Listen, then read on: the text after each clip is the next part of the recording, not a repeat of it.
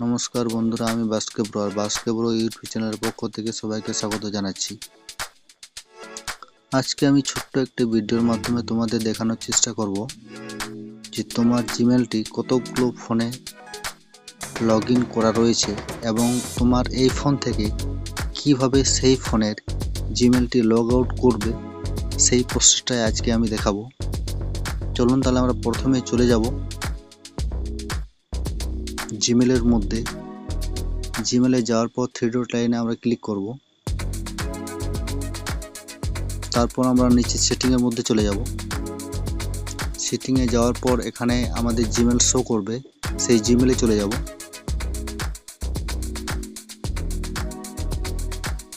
তারপর manage your Google অ্যাকাউন্টে চলে যাব। তারপর সিকিউরিটি অ্যান্ড সাইন ইনে চলে যাব।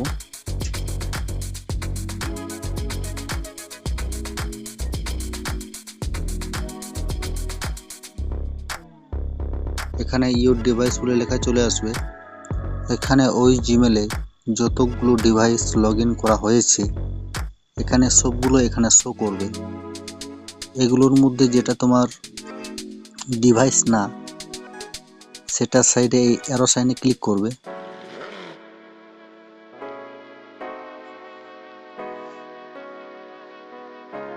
তারপর তোমার ফোনে থাকা স্ক্রিন লকটা এখানে এন্টার করবে। তারপর এই সাইডে থাকা অ্যারো সাইনে ক্লিক করবে।